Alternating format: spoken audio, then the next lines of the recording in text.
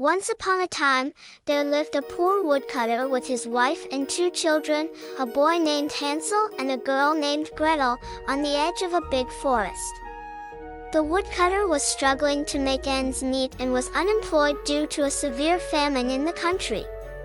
One night, as he lay in bed, he expressed his concerns to his wife, lamenting their inability to feed their children and themselves. The wife proposed a drastic solution: to take the children deep into the forest the next morning, light a fire for them, leave them with a bit of bread, and then abandon them to fend for themselves. Reluctantly, the woodcutter agreed, swayed by his wife's insistence and the fear of starving to death. Unable to sleep due to hunger and worry, Hansel and Gretel overheard their stepmother's plan.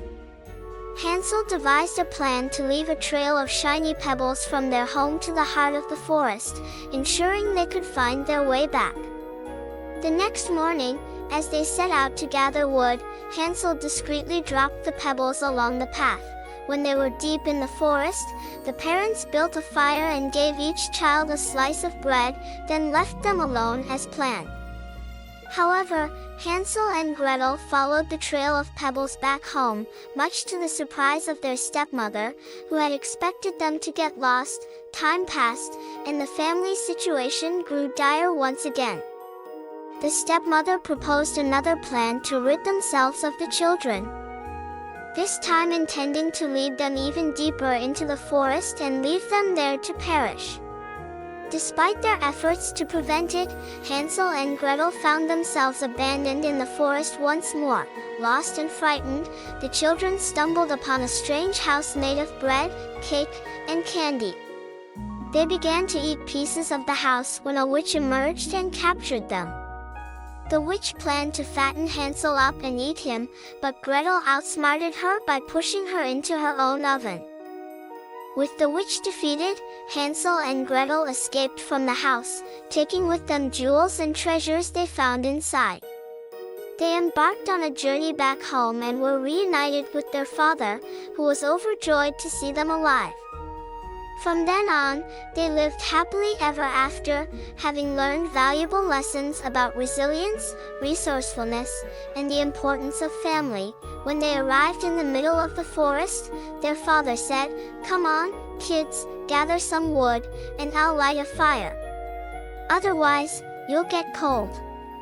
Hansel and Gretel gathered a heap of sticks, which their father then lit on fire. As the flames rose, the woman said, "Lie down by the fire, children, and rest a bit. We'll go cut wood. And when we're done, we'll come back and get you." Hansel and Gretel sat by the fire and, at noon, ate a slice of bread each. Hearing what they thought were the sounds of their father's axe in the distance, they believed he was nearby. However, it was not the sound of an axe, it was a dry branch swaying in the wind. Exhausted from sitting for so long, the 2 children fell into a deep sleep. When they woke up, it was pitch black all around them. Gretel started crying, saying, "How will we ever find our way out of this forest?" But Hansel reassured her, saying, "Wait until the moon rises. Then we'll find the way." When the full moon rose, Hansel took his sister's hand and led her along the path he had marked with pebbles.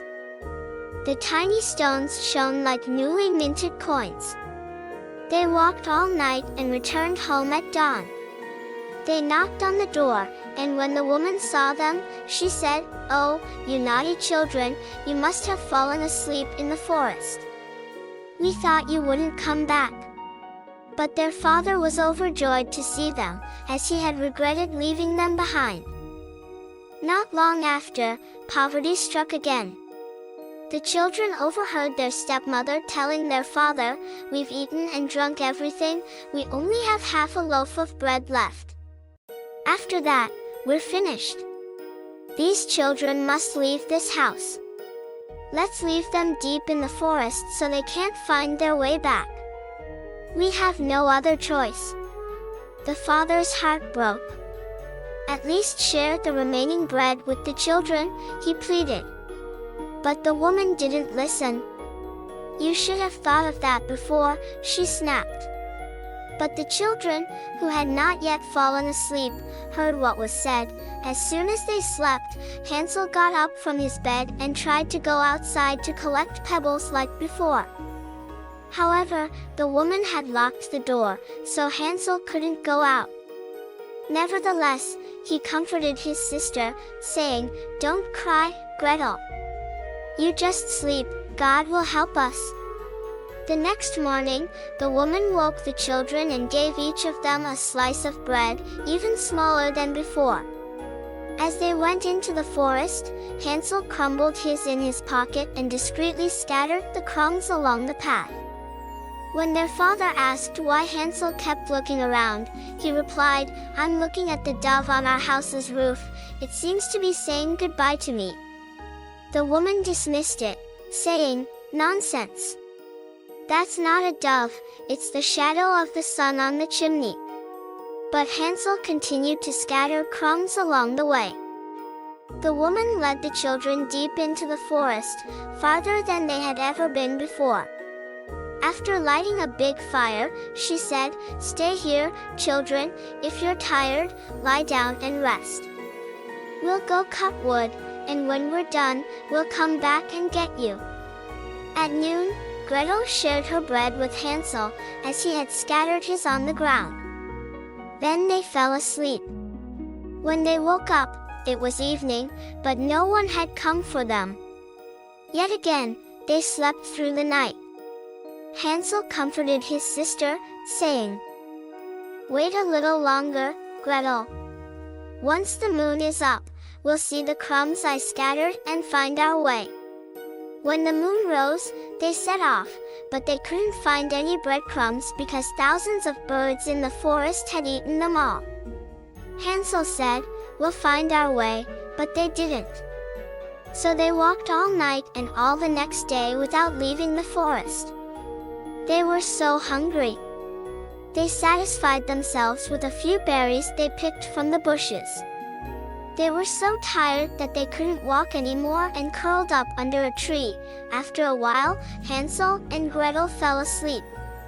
The next morning, exhausted from hunger and fatigue, they woke up and continued walking. They felt hopeless because they had lost their way and were lost in the forest. However, as they walked a little further, they encountered a beautiful white bird. They followed the bird and arrived at a house made of bread dough, decorated with cookies. The two siblings started eating the cookies to ease their hunger. But then they heard a voice from inside the house, "Who is eating the walls of my house?" The children replied, "The wind." Ignoring the voice, they continued eating. However, a witch, the owner of the house, emerged. The witch invited them inside and offered them delicious food. But her real intention was wicked. She wanted to capture the children and cook them. The witch locked Hansel in the barn, intending to fatten him up to eat him later. However, instead of gaining weight, Hansel was losing weight, which made the witch impatient, and she decided to cook him sooner. Gretel noticed the witch's plan and devised a plan of her own. When the witch tried to put her into the oven, Gretel pushed the witch inside and locked her in. Thus, the witch became the victim of her own scheme, and Gretel rescued Hansel. The siblings collected the jewels and precious stones from the witch's house and managed to escape from the forest. After a long journey, they returned home. Their father was overjoyed to see them, and now the family could live happily together. After this ordeal, the children learned the importance of working together and being determined in the face of great difficulties. They knew they could overcome any challenge as long as they stuck together. And with that, our tale comes to an end.